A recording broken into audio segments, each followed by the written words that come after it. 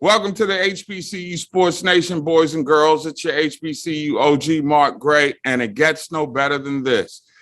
Counting down to the CIAA tournament, you can't have a CIAA tournament with memories other than my next guest. He is the incomparable Earl the Pearl Monroe, pride of CIAA, Winston-Salem State, and an NBA Hall of Famer and world champion. The man's game was so nice, you millennials, you can look it up, that some people actually referred to him as Black Jesus. That was crazy, but his game was too. Earl, thank you so much for joining us. I'm like a kid on Christmas who just opened up a great gift. It is wonderful to have you on the nation. How are you? Hey, I'm doing great, and it's great to be on with you. I mean, anything going back to Baltimore is always very high on my list, and certainly this CIAA tournament coming up is number one. And it's interesting to note that in the very building where your NBA brand, if you will, was sort of created, we're going back to sort of rebrand the CIAA tournament. So let's talk about your memories first of the CIAA tournament. I'll ask you the same question that I asked Bob Dandridge when he went into the Hall of Fame.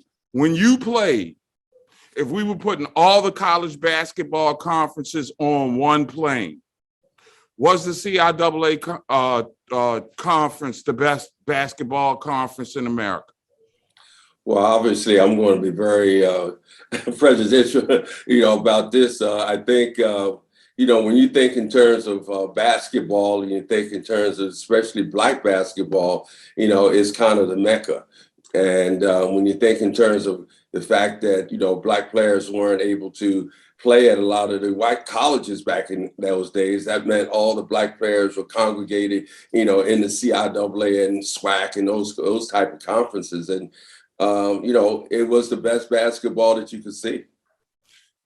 How did shape or how was your game molded in that league? And can you talk about what it was like playing for big house games in that conference at that glorious time in its history?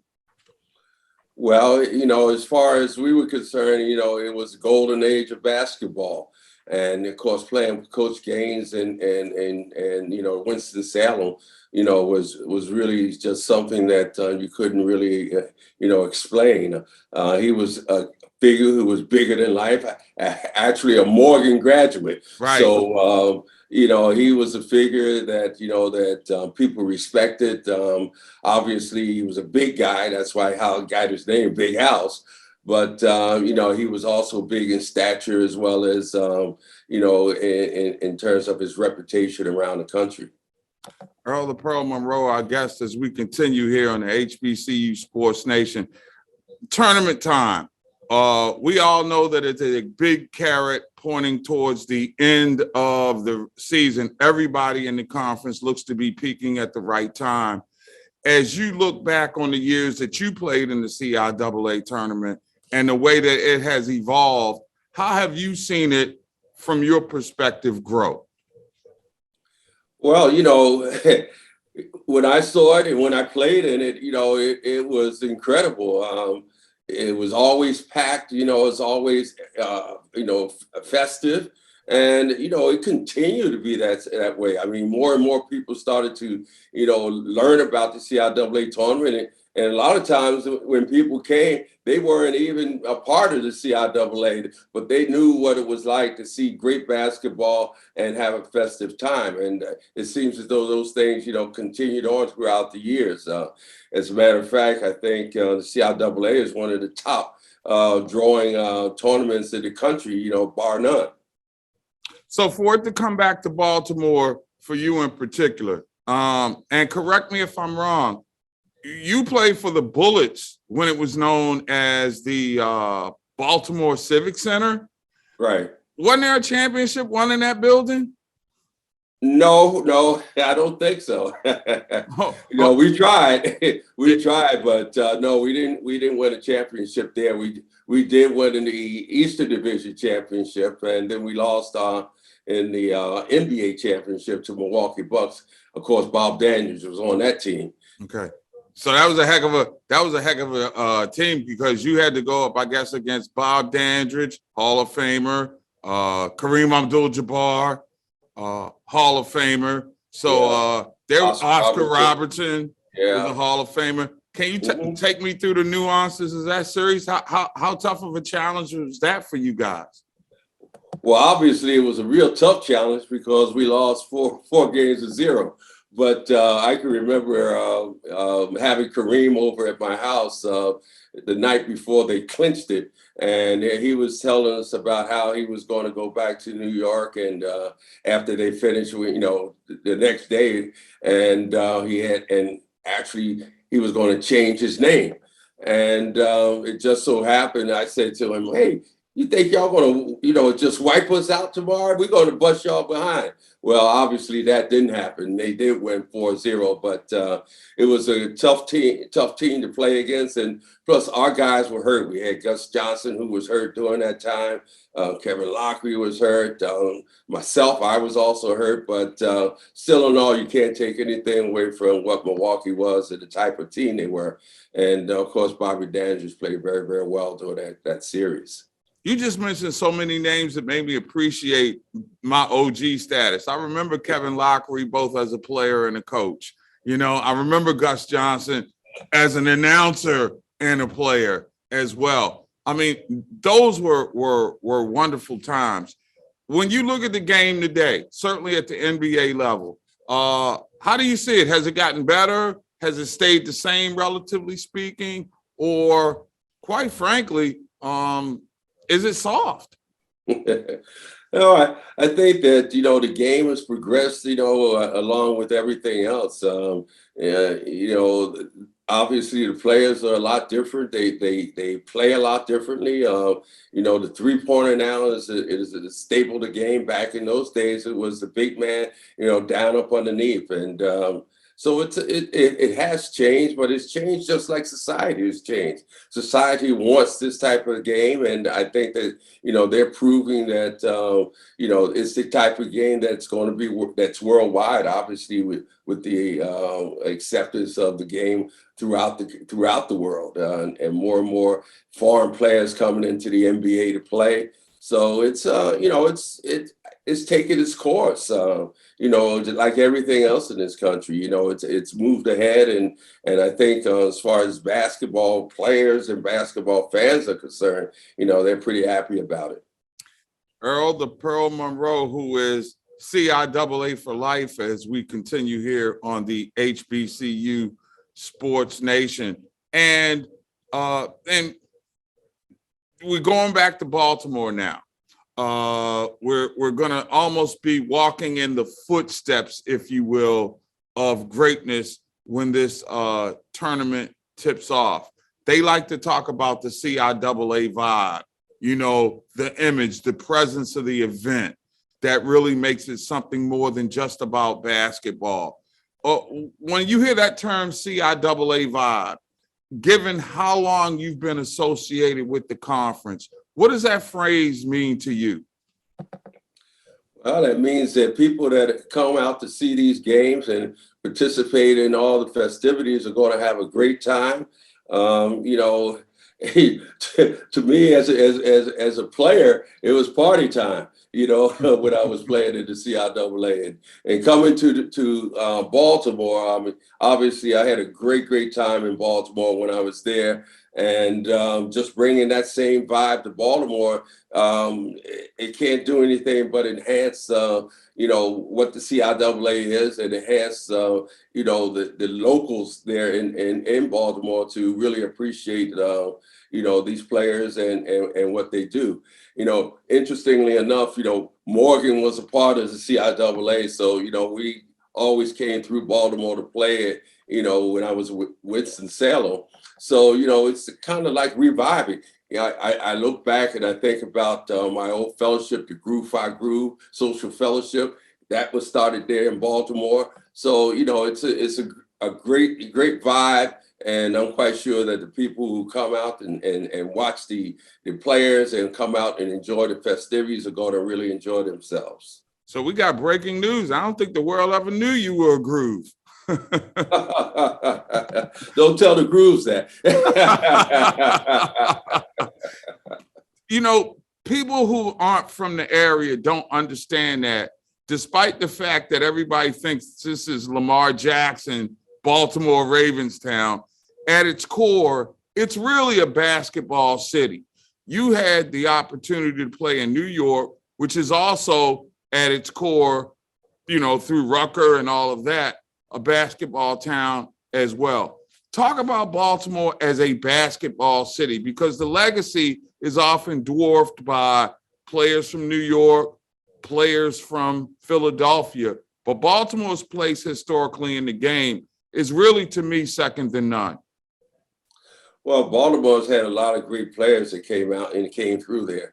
And even back in the day, you know, there were a lot of great players. You know, you had the University of Maryland, you know, players playing out of there as well. So, you know, yeah, Baltimore, you know, just like the New York and Philadelphia, which is where I'm from, a lot of playground legends and things of that nature. And it's been on the map. I mean, you know, when people think about going and making a reputation as a let's say high schooler or so, you know, they would go through Baltimore to play. They go through Washington to play. You know, they go through Philadelphia. They go to New York. You know, and these are the meccas of basketball, and I don't see, you know, a lot of that changing.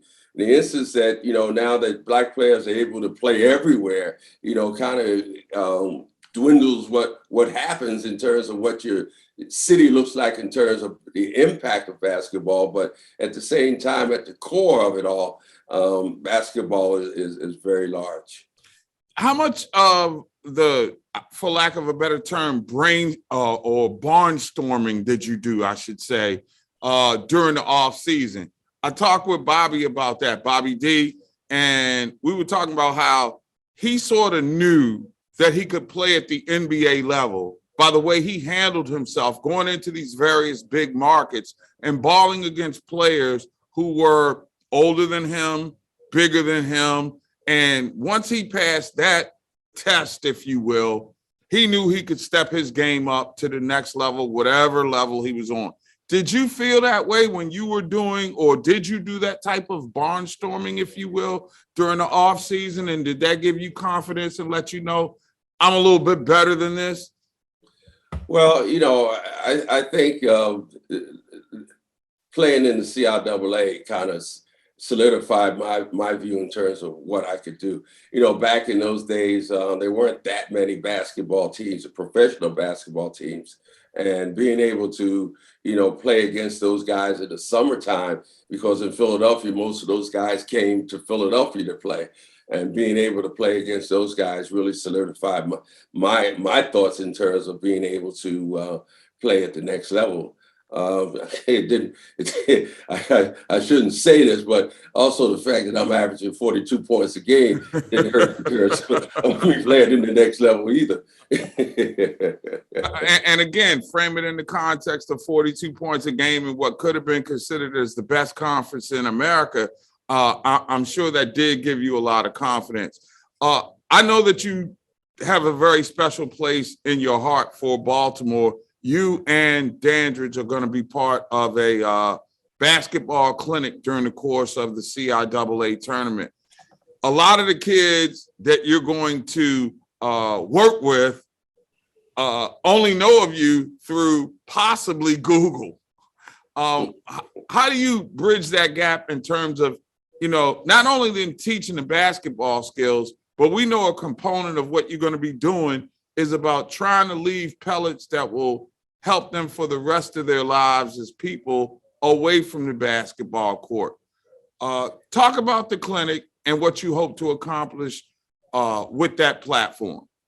Yeah, you know, the clinic will be held at the UA House in Baltimore on February 19th from 8 to 3 p.m. And it's going to host about 200 high school and middle schoolers. And I think that from there, we also have a batch of the Baltimore coaches who will come in and they'll feature training and skills competitions and things of that nature. There'll also be like a CIAA and NCAA information sessions that these kids can ask questions and get information about. And as well, with Bobby and myself, we're going to do a Q&A so that we're able to answer questions that kids might, have in their mind, because, even though the times are different, times are still the same. And the questions that we had back when we were coming up are still some of the same questions of the day.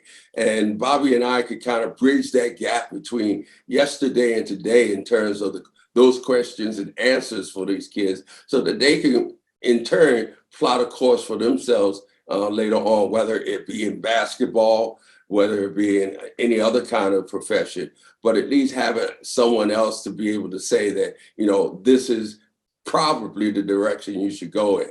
And if in fact you do go in it, this is what you should do. So hopefully we'll be able to answer those questions and give them some type of direction in terms of where they're going to be going. You played in an era that sports figures were really prominent in social justice issues. And I was listening to your last answer, and I'm thinking the same questions that you all had, this generation has. From that perspective, are we stagnant? Have we taken a step back as a society, of course? Or, do we look at progress? How do you see it as basically a G that's older than me? Well, obviously I've seen it both, throughout all these years, and I've seen how things have changed. And I've also seen how things haven't changed. And the interesting thing about this time is that we're looking basically at a America at this point that's kind of moving backwards in terms of how they deal with people of color. And I think that it's important that, kids understand, who they are and what they are, where they come from, and how to deal with this situation as it unfolds on an everyday basis out here. I mean, we're fortunately, there are people out here that have made it and, can give you advice. But the main thing is for you to understand where you are so that you can kind of understand where you need to be in the whole scope of things.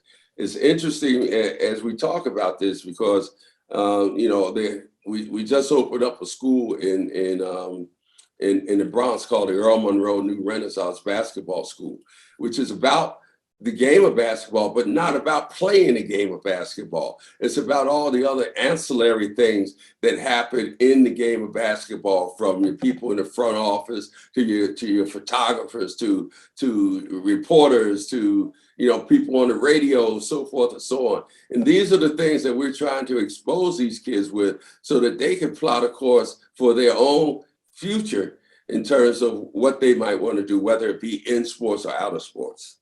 We're going to take a break and come right back with more of what you came here for with the incomparable Earl Monroe here as the HBCU Sports Nation continues. Don't you dare go anywhere.